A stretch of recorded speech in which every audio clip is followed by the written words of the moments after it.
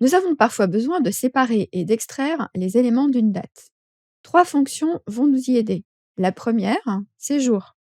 On va taper donc égal jour sans S, puis ensuite sélectionner la référence ou la taper entre parenthèses. Et on valide, ça donne le jour de la date. Ensuite, on va faire pareil pour le mois et pareil pour l'année. Attention, il n'y a pas d'accent sur le E de année. Maintenant que l'on a vu cette syntaxe très simple, on va voir comment l'utiliser dans une formule imbriquée. Ici, détaillons cette formule.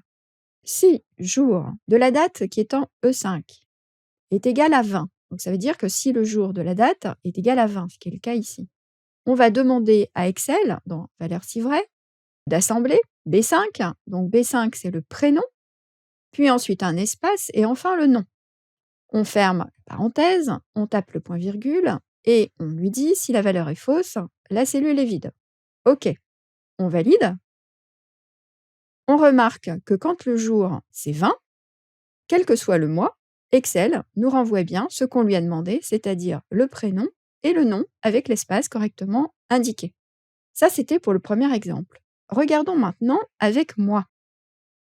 Ici, on demande à Excel si le mois, des jours dans la même date, est supérieur à 7, c'est-à-dire supérieur à juillet. Dans ces cas-là, dis-moi le nombre de valeurs qui se trouvent en E5. Pour Excel, une date correspond à une valeur avec nbval. Si ce n'est pas le cas, cellule vide. Ici, le mois, c'est 7, donc il n'est pas supérieur à 7. Il n'y a pas de valeur d'indiquer.